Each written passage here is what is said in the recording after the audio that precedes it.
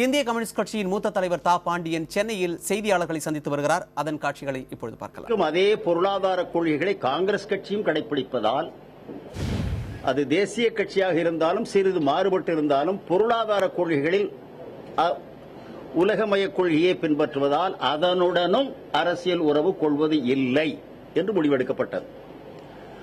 அந்த இரு கட்சிகளுடனும் கூட்டு சேர்கிற கட்சிகளுடனும் கூட்டு வைப்பது இல்லை என்று முடிவெடுக்கப்பட்டது.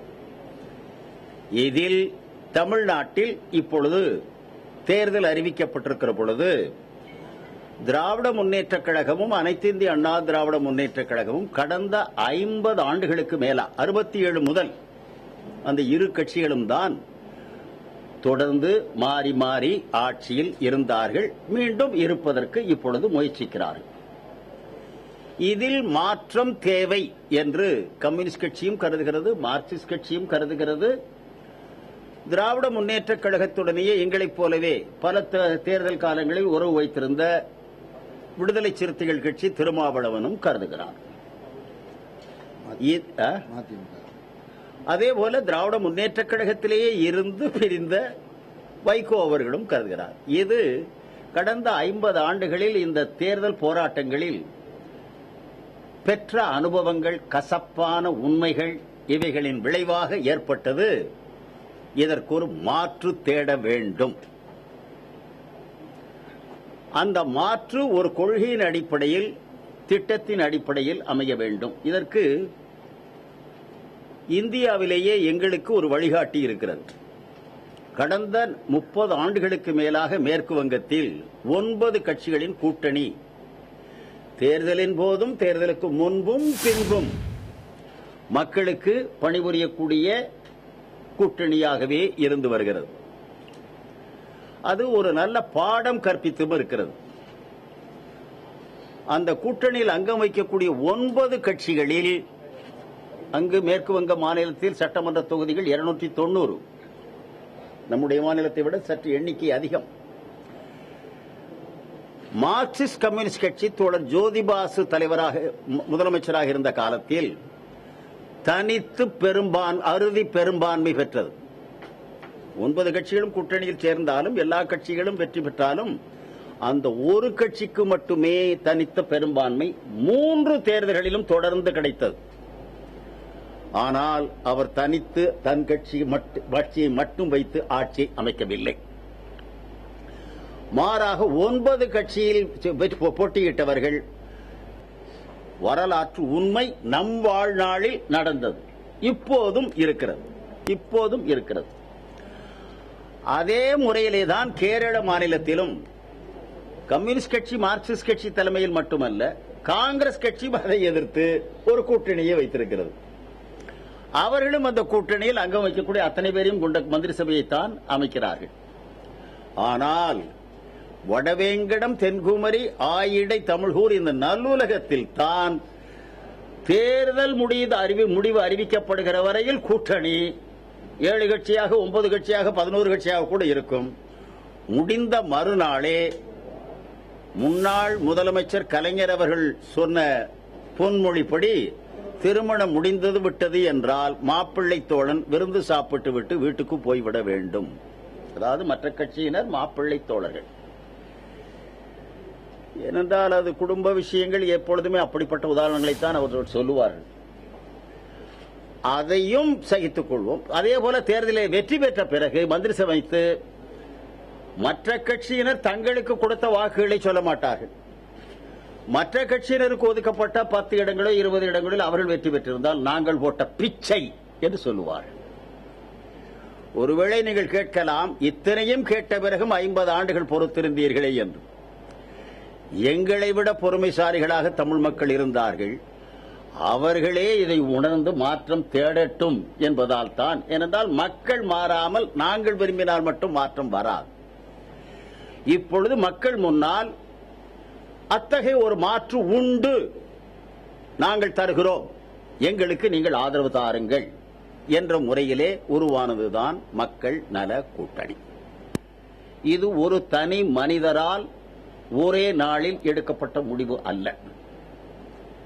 இது கம்யூனிஸ்ட் கட்சி தன்னுடைய மகாநாட்டில் எடுத்த முடிவு, மார்க்சிஸ்ட் கட்சி அதனுடைய மகாநாட்டில் எடுத்த முடிவு என்ற அருமை சகோதரர் திருமாவளவனும் அதே போல அவரது கட்சியினுடைய தலைமை குழுவில் விவாதித்து எடுத்த முடிவு, அதே போல வைகோ அவர்களும் அவரது கட்சியில் எடுத்த முடிவு. அதில் மாறுபட்டவர்கள் சில வெளியேறியும் இருக்கலாம். 4 கட்சிகளும் எடுத்த முடிவின் அடிப்படையில் சேர்ந்ததோடு இதனை ஏற்றுக்கொள்கிறவர்கள், இந்த அரசியலை, இந்த திட்டங்களை, இந்த அறிவிப்பை ஏற்றுக்கொள்கிறவர்களும் சேரலாம் என்று கதவும் திறந்து வைக்கப்பட்டிருக்கிறது. நாங்கள் அழைத்திருக்கிறோமே என்று யார் வீட்டிலும் போய் யாசகம் கேட்கிற வழக்கம் இல்லை, தேவையும் இல்லை. அவ்வாறு யாராவது செய்திகள் வருமானால் அது முற்றிலும் தவறு. நாங்கள் யாரையும் தேடி போய் ஆட்சி அமைக்க வேண்டும் என்பதற்காக வாருங்கள் என்று கேட்கவில்லை. இந்த மாற்றங்கள் தேவை என்பதை ஏற்றுக்கொண்டார், அவர்களும் ஒத்துழைத்தார். யார் வந்தாலும் அவர்களுக்குள்ள உரிய மரியாதையுடன் ஏற்கப்படும். எல்லோருக்கும் உரிய பங்கு ஆட்சியிலும் தரப்படும். கொடுத்த வாக்குறுதிகளை மக்களுக்கு கட்டாயம் நிறைவேற்ற வேண்டும். இந்த நோக்கத்தோடு தான் நான் ஏதோ அனைத்து இந்திய அண்ணா திராவிட முன்னேற்ற கழகத்தோடு ரகசிய பேச்சுவார்த்தை நடத்துவதாக சொல்லப்படுவது என்பது கடந்த நாடாளுமன்ற தேர்தலில் தொகுதி உடன்பாடு, அதுவும் தொகுதி உடன்பாடுதான் அமைப்பதற்காக இந்திய கம்யூனிஸ்ட் கட்சியின் மாநில தலைமையோடு அல்ல, அகில இந்திய தலைமையை அழைத்து அனைத்து இந்திய அண்ணா திமுகவினுடைய செயலாளர் பேசினார். எங்கள் மதிப்பிற்குரிய தோழர் பரதன் அவர்களே நேரில் வந்தார். புதிதாக பொறுப்பேற்றுள்ள தோழர் சுதாகர் ரெட்டியும் வந்தார்.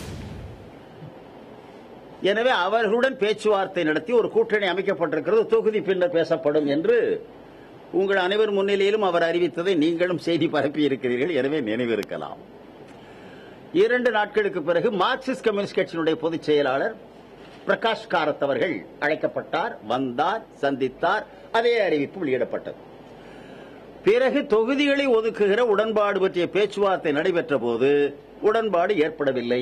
அவர்கள் 39 தொகுதிகளிலும் போட்டி போடுகிறோம் என்று மார்க்சிஸ்ட் கம்யூனிஸ்ட் கட்சி தலைவரிடம் அறிவித்து விட்டார். அந்த செய்தி எங்களுக்கும் தரப்பட்டது. அன்று முறிந்தது.